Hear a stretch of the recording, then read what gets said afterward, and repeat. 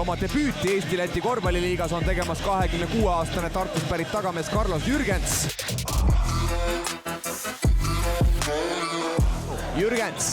Jürgensi esimene vise tänases mängus ja palub väga.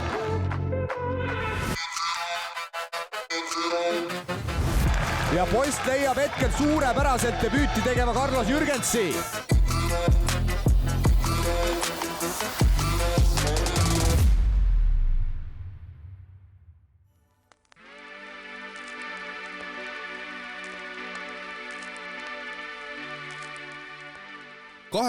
aastane Carlos Jürgens Eesti korvpallisõprade jaoks liialt tuttav nägu ei ole, kuna pikalt välismaal pallinud mängumees on alles äsja naasnud tagasi kohaliku kõrgliigasse. Korvpall ei olnud tartlase jaoks küll armastus esimesest silmapilgust, kuid pärast mõningast alade vahel laveerimist alustas ta pikka teekonda omanimelise korvpalliklubi loonud Aivo Erkma käe all. Samal ajal põhimõtteliselt, kui mina läksin esimesse klassi, läks ka esimesse klassi Hugo Erkma, tema oli juhuslikult minu klassivend, et siuke huvitav kokkusattumus oli. Aga Hugo ei olnud see, kes mind trenni kutsus tegelikult, sest et Erkma korvpallikool just algas samast aastast, kui mina läksin esimesse klassi. Sinna trenni tegelikult kutsus mind üks teine sõber, Jürgen Sven Rahuaja. Ja et ma ei teinud ühtegi sporti sel ajal. No tegelikult ma proovisin kergejõustikut natuke, ma proovisin karateed isegi. Ja siis otsustasime, et miks mitte, et proovime kossu veidikene. Ja niimoodi ma siis läksin nädalaks sinna kõigepealt ja mulle üldse ei meeldinud. Ja siis ma läksin kergejõustikusse tagasi, kuna ma olin niisugune vend, kes armastas väga kiirust väiksena, ma olin niisugune kiire vend, et joostes vaatasin oma jalgu ja rattaga sõites vaatasin ainult rattaid. Ja et siis läksin kergejõustikusse tagasi ja siis otsustasin, et Aivo vist oli helistanud, kui ma ei eksi, vanematele. Et kuule, et see poeg võiks teil ikkagi uuesti proovida, et nägi nagu mingisugust potentsiaali võib-olla minus ja siis ma otsustasingi minna uuesti siis tagasi sinna, võib-olla sain sõbraks lähedasemaks mõne trennikaaslasega ja mul hakkas see meeldima ja siiamaani täitsa ütleme nii, et meeldib. Mina ikka alati mõtlen, et see oli nagu mingisugune saatus või see, et ta läks just siis esimesse klassi. Tema pinginaabriks sai üks poiss Hugo, selgus hiljem, see on Hugo Erkma, see on Aivo Erkma poeg ja siis, kui ta läks sinna sõbra kutsutud korvpallitrenni, siis selguski, et seesama pinginaaber ka Hugo on seal ja see on tema treeneri poeg. Siis see esimene kontakt tekkiski meil seal, siis üsna pea nagu Carlos sai aru, et tegelikult tal ikkagi ei meeldi see meeskonnasport, et ta on ikka siuke ise jooksja ja ise tahab esimene olla.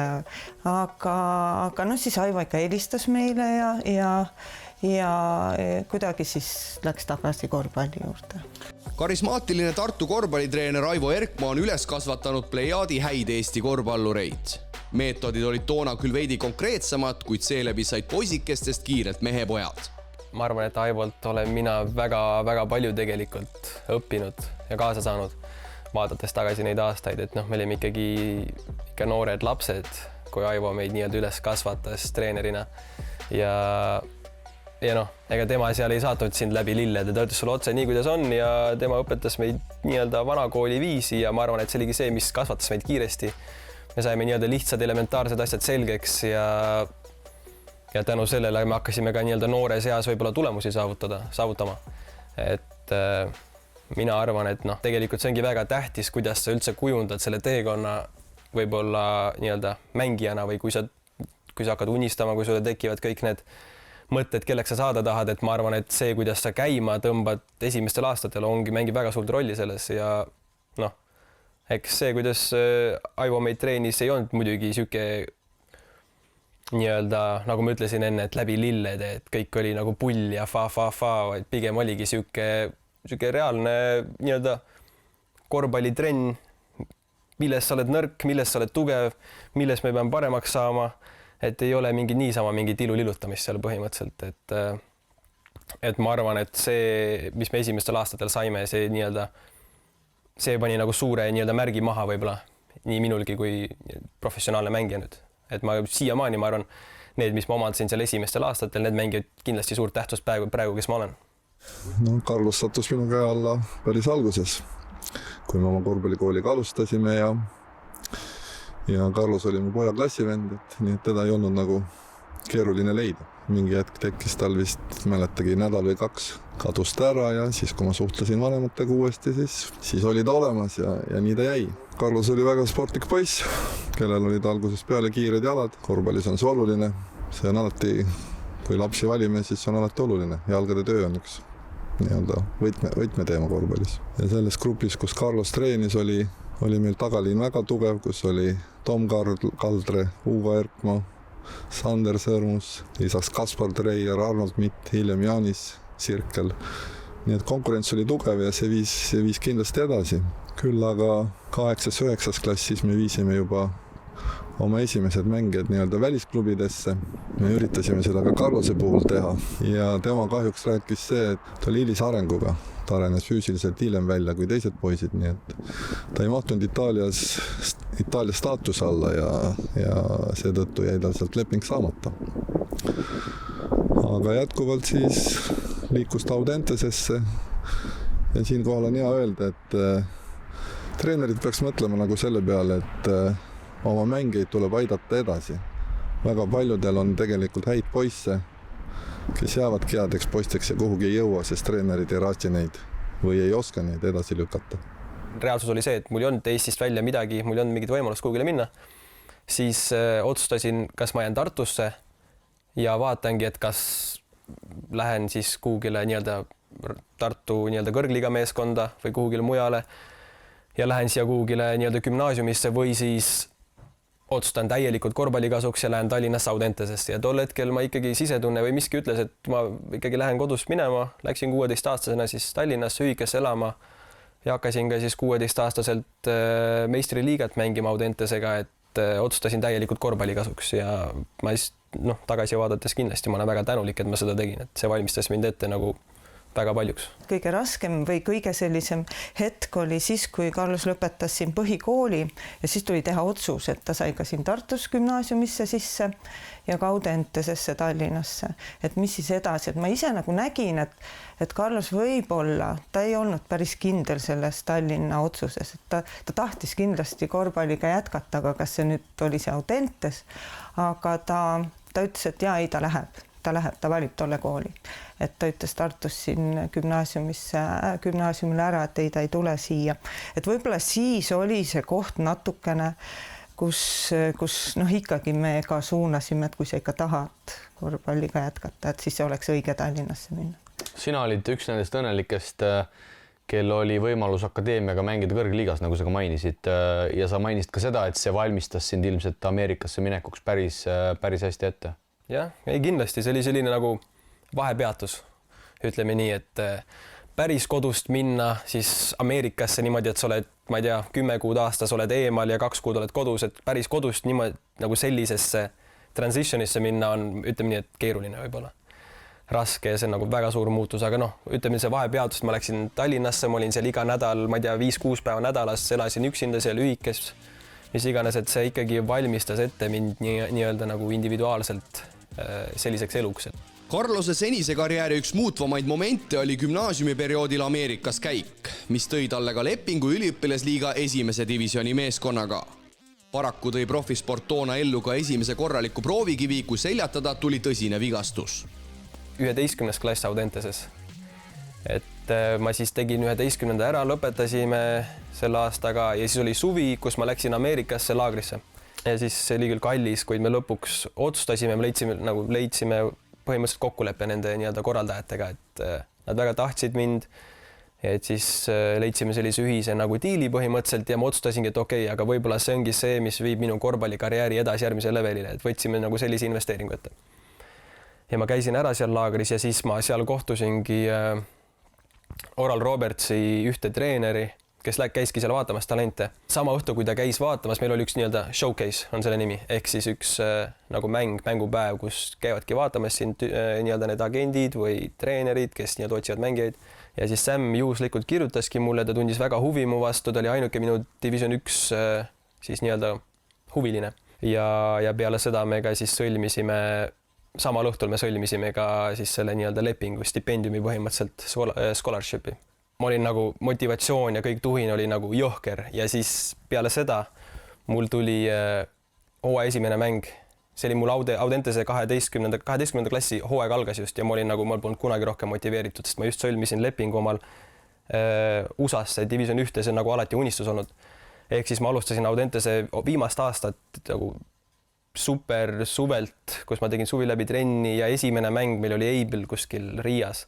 Esimene veerandaeg ja siis ma hüppasin kuidagi valesti, maandusin valesti ja mul läks menisk, ma läksin meniskikoopile. Esimesed pool aastat olin väljas oma viimasest Audentese aastast ja siis tulin tagasi ja siis mul läks sõlg ja siis mul teise pool aastat olin õlaga väljas. Nagu see oli kindlasti üks kõige nii-öelda raskemaid aastaid, mis mu elus on olnud.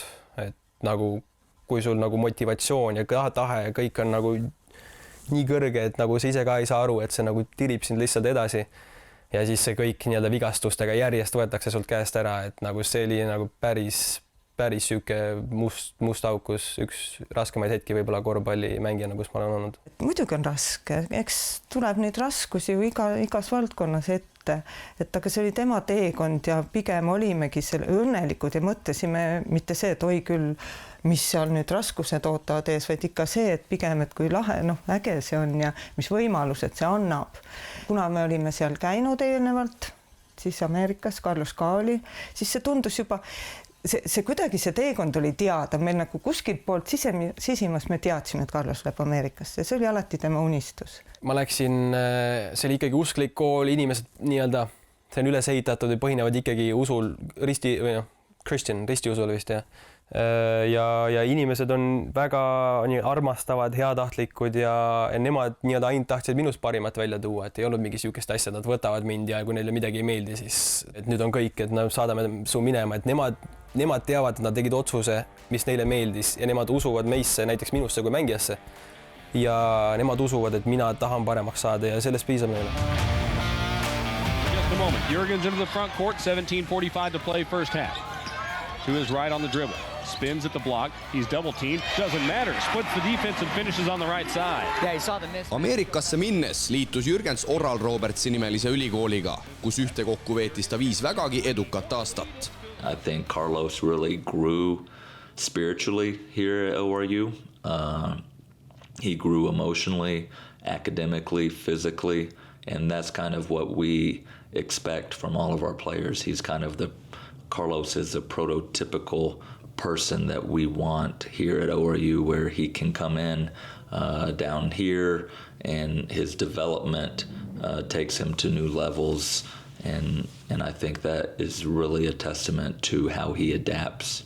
Ja konkreetselt ühe treeneri ja tema perekonnaga sa said platsiväliselt päris lähedaseks. Ja see oligi seesama treener, kes nii-öelda rekruutis või värbas minu. Nemad pakkusid ka mulle sellist võimalust nagu korvpalliväliselt, et kui mul on raske, mis iganes, et ma võtaks nendega ühendust, nad tahavad aidata mind, nad tahavad pakkuda mulle nagu nii-öelda perevõimalust, kui ma tahan nagu veidikene nii-öelda korvpallist eemal olla, sellepärast, et ka nemad nagu mõistavad, nad on väga vastutulelikud, kui nad mõtlevad mängija peale, kes tuleb ühelt poolt maailma otsa nagu teisele poole 10 kuuks perest, sõpradest, kõikidest eemal, et nad nagu mõistavad seda, et siuke asi ei ole kerge, vaata, et mõned ootavad, et nüüd sa pead olema, ma ei tea, perfektne. My family considers him part of our family. I don't want to say he's like a son because we're too close in age for that. Carlos has been kind of a fun uncle for our oldest 2 daughters. When he comes over to the house, he's playing with them. He's acting goofy. He's really giving them attention. So with young children, he's amazing. He really makes them feel like they're special. He's become vulnerable, which I know is difficult for a lot of people. He's not afraid to ask questions and get advice. So that's one area that we've felt like that we've grown close to him, just being able to pour into him. And now a steal from Jürgens, just picked his pocket all the way to the rim for the flush. Rääkides sellest ülikooli karjäärist, sa olid seal kokku 5 aastat. Sinu puhul võib vist öelda, et ülikooli valikuga läks täkkesse, kui sa said lõpuks korraliku rolli ja tegelikult ju ka meeskonnana pääsesite lausa 2 korral üliõpilasliiga finaalturniirile. Kindlasti, minu puhul oli lihtne selles suhtes, et mul ei olnud muud siis esimese divisiooni pakkumist, et ma läksin sinna sellepärast, et see oli ainuke, aga samal ajal jah, kindlasti mul vedas selle nii-öelda kogu staffiga, treeneritega, meeskonnakaaslastega, et meile just treener tuligi siis esimeseks aastaks põhimõtteliselt, kui mind ka nii-öelda võeti sinna, et nad ehitasidki just uue meeskonna kokku. Iga aastaga siis meil läksid järjest tulemused paremaks, aga mis oli kõige tähtsam, oli võib-olla see, et need mängijad, kes meil olid seal ja kes tulid, need ei otsustanud lahkuda kuhugile suurtematesse koolidesse, et me otsustasime ikkagi kokku jääda, kuna me nägime, et nagu me saime lähedasteks, headeks sõpradeks, et tihtipeale on see, et kui sa tunned, et sa oled piisavalt hea, et okei, ma pean ülespoole minema, ma tahan nüüd uude suuremasse kooli minna, paremasse kooli, seal on võib-olla rohkem tähelepanu ja rohkem võimalust nii-öelda edasi põrgata, aga meie kutid otsustasid igal aastal siiski tagasi tulla ja niimoodi me ka hoidsime seda head keemiat ja niimoodi need tulemused läksidki aastatega järjest paremaks ja esimene see märtsi hullu see kogemus, mis meil oli peale koroona aastat, see näitas täielikult ära, kui paljuks me tegelikult võimelised olime. Ja ühe korra jõudsime siis veel March Madnessile, kus me siis kaotsime esimeses raundis Tõugile. I think Carlos is an all-star in his role. So that's what we want. We want guys to understand what their role is for the team for that season and then just go all in with it. And that's what he did. And he led us to a Sweet 16 that year. And if you would have asked me in January, hey, is this team, are you going to be in the NCAA tournament and make the Sweet 16? I would have said no, not the direction it's going. But once Carlos came into the starting lineup after the unfortunate injury to our other player, we really just rallied and had an unbelievable season. Kui nad said March Madnessile, siis oli meil siin siuke klubi kodus, et teised tulid ka ja me ikkagi kõik need ööd olime üleval, vaatasime, elasime kaasa. See oli ikka äge. Need on siis meie March Madnessi või need konverentsiturniiride võidusõrmused.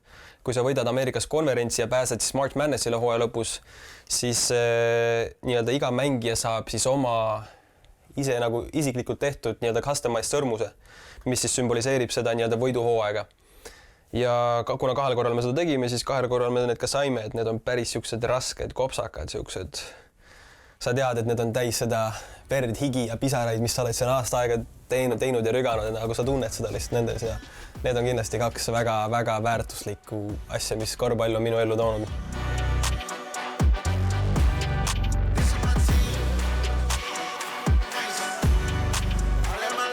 Lisaks õnnestunud korvpallihooaegadele ja spordimänedžeri diplomile omandas tagamees Ameerikas ka ühe täiesti teistmoodi enda eluks vajaliku oskuse.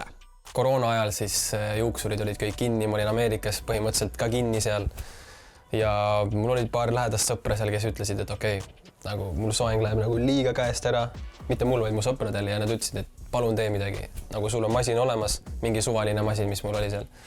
Ma ütlesin, ma ei oska lõigata, nad ütlesid, et ükskõik, mis sa teed mu juustele, et see on parem kui see, mis see on praegu, et sa ei saa seda hullemaks enam teha, vaata. Ja siis ega mul ei olnud väga pinget ka ja ma hakkasin vaikselt pihta ja tulemus oli parem, kui mina arvasin, parem kui nemad arvasid ja siis ma hakkasin võib-olla iga paari nädala tagant mõnel sõbral juuksed lõikama. Ja siis ma mingi hetk vaatasingi YouTube'ist videosi, kuidas lõigata ja samal ajal praktiseerisin kogu aeg ja siis mul oligi niimoodi, et mul oli viimastel aastatel kõik kirjutasid mulle, enamustel ütlesin ära küll, ma lõikasin ainult meeskonnakaaslastel ja mõndadel lähimatel sõpradel siis. Aga ma lõikasin treeneritel, lastel ja mitte tasuta, vaid ma ikkagi tegin sellest enda nii-öelda äri. Ja ma ütlen, et see äri, mis ma sealt tegin, selle ma nii-öelda kõik siis investeerisin ümber, mis on minu kõrval nii-öelda hobid ja teised asjad ja mis suures pildis on mulle siia väga kasulik olnud ja see on mulle õpetanud väga palju võib-olla kuidas rahaga majandada ja lisaks ilmselgelt lisaoskus üldse, kuidas juukseid lõigata, ega ma ei unusta kunagi, kuidas juukseid lõigata. Et samamoodi siuke põnev asi, mis lihtsalt tekkis mu ellu. Olgugi, et Ameerika elustiil oli paeluv, otsustas Tartust pärit mängumees sellegi poolest naasta Euroopasse, et alustada profikarjääri Leedu kõrgliiga väikeklubis Kėdainiai meeskonnas.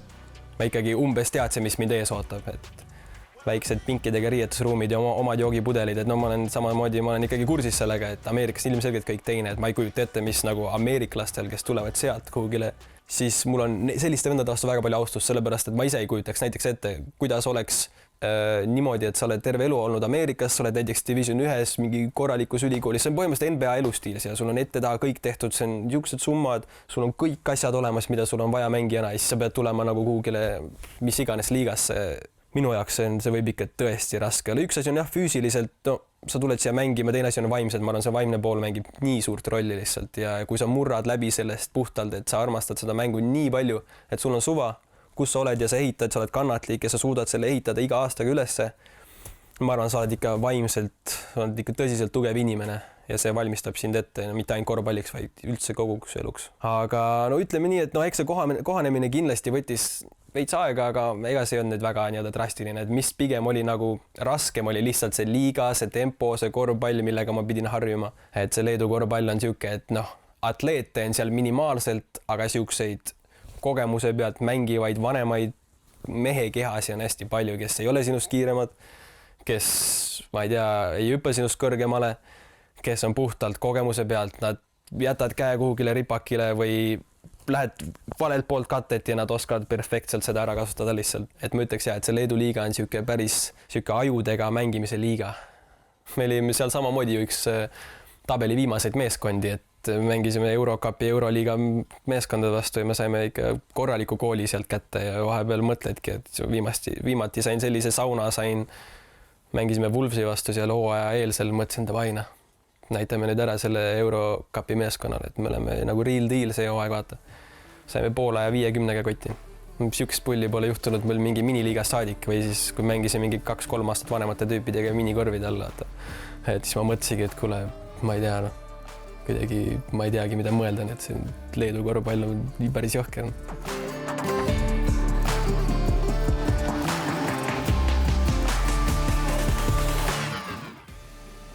Kui tunned, et tahad midagi ära lasta, pane peopesed matti.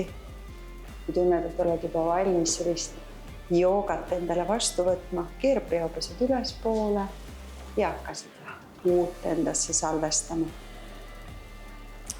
See alalõug pehmeks. Lõpesta silmalaud ja tunneta seda, koge seda tunnet iseendas. Mul ema hakkas siin samas stuudios käima aastaid juba tagasi, päris mitmeid aastaid tagasi. Siis ükskord samamoodi kui mina olin Ameerikas, siis ma ka ikkagi pidevalt see käis läbi see mõte, et teha joogat ja sellised venitused ja asjad. Ja siis läbi ema ma muidugi kuulsin, et ta väga soovitas ka seda ja siis nii kui ma USA-st tagasi tulin, ma mõtlesin, ma proovin ka siin samas stuudios ära siis esimese sessiooni. Üks asi on see, et sa venitad ennast, sa võib-olla avad mingeid kohti kehas. Teine asi on see, et kui sa oled lihtsalt suuteline tulemast sellest reaalsusest välja natukene tund päevas võib-olla, tuled siia, paned oma nutiseadmed kõik asjad kõrvale ja keskendud vähe teistsugustele asjadele, siis ma arvan, et see annab sulle rohkem kaasa, kui sa ise arvad. Et ma olen ise ka nüüd kogenud seda, ma nüüd see suvi põhimõtteliselt käisin siin nädalas 2 korda, olingi siin koha peal ja tegin joogat ja võib-olla sa ise ei saa kohe aru sellest, kuidas see sind mõjutab või arendab, aga kui sa ikkagi vaatad tagasi, sa tunned, kuidas keha on tervem, su meel on tervem ja see annab, kindlasti on mulle palju kaasa andnud isegi korvpallurina. Möödunud hooaja keskel liigutati Carlos Leedus mängujuhi kohale. Mees visati sõna otseses mõttes vette, kus ta lõpuks ka sirge seljaga välja ujus. No sel hetkel oligi tegelikult selline olukord, et meil siis peamine mängujuht saadeti minema ja meil ei olnud muud valikut, kui siis keegi liigutada edasi mängujuhi kohale. Ja siis nad panid minu sinna kohe mõtlematult ja siis ma sain sellega kohe hakkama ja kuna see oli siuke psühholoogiline tugevus võib-olla, mis hakkas mind utsitama tagant, et ma teadsin, et meil ei ole reaalselt mitte kedagi muud panna mu kohale. Ma teadsin, et ükskõik mida ma teen, midagi ei ole teha. Kui mul läheb hästi, ma jään. Kui mul läheb halvasti, ma ikka jään. Meil ei ole mitte kedagi nagu panna minu koha peale praeguses olukorras. Et nagu ma ei kartnud eksida lihtsalt ja ma arvan, see oligi see, mis mind nagu võib-olla, mis andis mulle sellise jõu, et ma olin nii enesekindel, ma võtsin viskeid, ma võtsin vastutust, sest et meil ei olnud paremat võimalust. Võttes see Leedu hooaeg kuidagi kokku, siis Leedut kui korvpalliriiki me teame hästi, aga millise kogemuse sina nii mänguliselt kui platsiväliselt sealt Kedainjai linnast ja meeskonnast said? Selles suhtes platsil olles see Leedu kõrgliiga kool ikkagi, mis ma kätte sain ikka ja sealt on ikka õudselt. Ma arvan, selle 1 aasta jooksuga ma õppisin ikka väga palju. Mulle meeldis just see, et ma sain mängida oma positsioonil. Ameerikas ma tihti pidin mängima, ma ei tea, 2-3 peal, kus tegelikult ma olen suuteline palju üle tooma, mängu nii-öelda juhtima ja kõik, aga Leedus ma sain päriselt mängida positsioonidel, mis ma tunnen, et mis ma nagu tahaksin ise tulevikus või professionaalse korvpallurina, kes ma tahaks olla. Ja seda tehes Leedu kõrgliigas ehk nagu väga kvaliteetsete vastaste ja mängijate vastu, siis see nagu joonistaski võib-olla mulle pildi, kus ma olen omadega, kui ma tahan nagu päriselt nagu järgmisele levelile minna. Sa pidid Leedus jätkama ka uuel hooajal, kuid jalavigastus võib öelda selle teekonna lõpetas. No kui raske oli sul endal selle otsusega selles mõttes leppida, et sa olid ju sisuliselt Leedu liigas täieõiguslikult jala ukse vahele saanud? Ja no eks see oli valus, muidugi see oli valus, aga nüüd ma ei ütle, et ma sõlmisin selle lepingu selle sama meeskonnaga nüüd mingi super õnnelikuna, et see on täpselt see, mida ma tahtsin. Et see oli samamoodi, ma arvan, et mingisugune investeering mul endale korvpallikarjääri, et see oli nagu hea võimalus mul jällegi areneda väga-väga, kuid see ei olnud see tegelikult, mida ma otsisin, et ma nüüd ei ütle, et kui ma nüüd sain teada, et ma ei lähe sinna, et see oli maailma lõpp, et ma arvan, et sisimas ma võib-olla tundsin, et seal ongi mingi muu väljakutse minu jaoks, et äkki ma peangi veidikene nüüd aja maha võtma jälle terveks saama ja valmis panema ennast siis, mis iganes mind ees ootab. Selleks, et karjääriredelil aina ülespoole rühkida, on Jürgens juba paar suve oma mängu paremaks lihvinud eratreeneri abi kasutades. Ja tagasi selged, jah? Selged tagasi, jah. Ja poiss.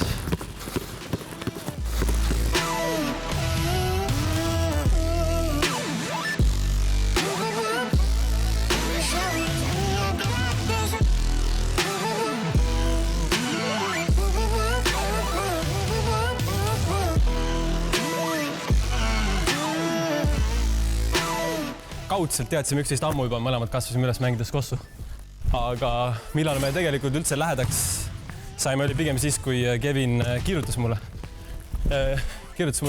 Instagramis, ütles, et kuule, et mul on nagu oma kavad, et suvi oli siis muidugi, mul ei olnud hooaega käsil.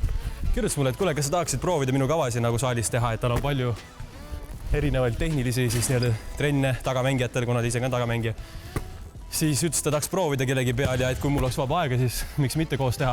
Kui rääkida sellest nii-öelda suvisest tööst, siis millise plaani või siis programmi järgi te täpsemalt töötate? No kuna mul on siin siuke usin vend kõrval afroga, siis see vend vaatas mu eelmine aeg Leedu kõrgliiga mänge, põhimõtteliselt igat mängu vaatas pealt, andis mulle alati feedbacki, mida tema arvab, mida ma võiks teistmoodi teha või siis mis talle silma jäi ja siis ta alati, me rääkisime mängudest ja põhimõtteliselt selle põhjal ta ka nii-öelda koostas suveks mulle nagu erinevad harjutused, et kas on vaja nagu põrgatamist paremaks, on vaja catch and shoot'i või mingisuguseid kindaid liikumisi, mis tema arvas, et milles ma võiksin nagu väga hea olla. Ja siis nagu selle tulemusena me olemegi, ma arvan, et siukseid kindlaid elemente minu mängus oleme nii palju paremaks lihvinud. Nüüd oma ründearsenali ehitame siis tema viske nii-öelda ability ümber, kuna ta on väga hea viskaja, siis seda ründearsenali nii-öelda üritame ümber selle ehitada. Ja siis see suvi oligi fookuses, nagu Carlos ise ütles, oli see pallikäsitlus ja põrgatuse pealt viskajale minek.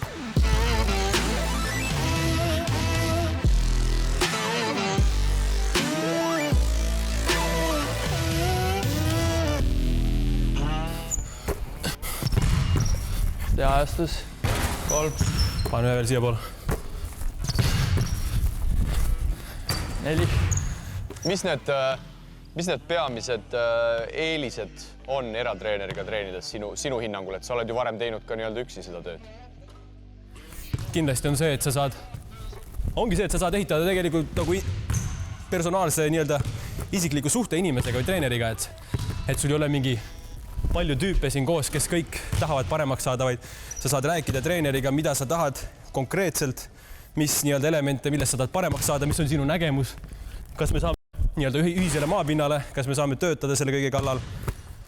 Et ma arvan, et kui see on selline nagu personaalne suhe, mitte puhtalt lihtsalt, et ta on treener, ma olen mängija ja me ainult tuleme kokku, et mingi korvpalli mängida ja taktikat mõelda, siis ma arvan, et seal on väga palju detaile, millest nii-öelda vaadatakse mööda võib-olla. Et nagu sellisel võimalusel sa saad kõik need pisidetailid võib-olla esile tuua ja nende kallal töötada, kui sa nagu päriselt mõtled, et sa tahad olla nii-öelda professionaalne korvpallur ja tahad nagu kõigest paremaks saada. Tänasel päeval on loo peategelane esindamas Tallinna Tehnikaülikooli meeskonda. kuid nagu mees ise on välja öelnud, siis pikalt ta Eestisse mängima jääda ei plaani. Eks see on harjumatu kindlasti, ma ei ole ju tegelikult, ma ei tea, ma ei ole aastaid siin Eestis mänginud ja põhiliselt ka sellepärast, et ma olen lihtsalt nagu noorest saadik, ma olen alati vaadanud lihtsalt Eestist nagu piiride taha ja ma olen niisugune tüüp ka, kes kui sul on võimalus kuskile minna, reisida, käia, kohata inimesi, luua, ma ei tea, häid suhteid, siis ma alati otsustan selle kasuks enne, kui kuskil kodus olla, sest et koju sa saad alati tulla. Aga see, et ma nüüd TalTechis olen, ma arvan, et tunnen, et see on nagu õige, see oli õige otsus ja väga hea koht, kus ma saaksin nii-öelda mängima hakata ja mulle väga meeldivad inimesed seal, ma nagu sobin sinna hästi, et see nii-öelda üleminek on kuidagi läks väga libedalt, mis tegelikult mängib suurt rolli selles, nagu sa kunagi ei tea, kuidas see üleminek läheb, kas sul sobib mingi klapp kellegiga, et nagu see sai nagu kiirelt tehtud ja ma tundsin, et see on õige koht, kus ma hakkan oma jalad alla mängima ja siiamaani tunnen väga hästi ennast selle otsuse juures. Rääkides lõpetuseks veel kõrgematest sihtidest, siis oled sa ennast kuskile visualiseerimas, et millises võib-olla Euroopa tippliigast sa mängida tahaksid või sa vaatad ikkagi seda teekonda kui protsessi? Ma kindlasti vaatan seda kui protsessi, aga inimesena lihtsalt selline inimene, kes ma olen, ega ma ei võrdle ennast kellegiga. Kui ma peaksin üldse ennast võrdlema, siis ma ei tunne, et ma peaksin ennast võrdlema mingit kellegi enda sõprade või kellegiga. Ma alati võrdleksin ennast pigem maailma tippudega, sest et kui ma tunnen, et mul ei ole potentsiaali, et ennast nii-öelda panna konkureerima näiteks maailma parimatega, siis ma arvan, et sa peaksid nagu oma nii-öelda eriala vahetama. Sest et kui sa arvad, sa oled lihtsalt keskmine selles, nagu miks sa teed seda. Et ma tunnen, et kui sa midagi teed ja sa teed seda täie hingega ja sa ise usud seda, mida sa teed, siis sa peaksid mõtlema, et davai, ma tahan saada nagu kõige paremaks maailmas selles. Avatud meelega Carlos Jürgenson hetkel pallimas meie oma kohalikus Eesti-Läti korvpalliliigas. Kas ja kui kõrgele siit tiivad edasi kannavad, seda näitavad juba lähituleviku mängud koduses liigas.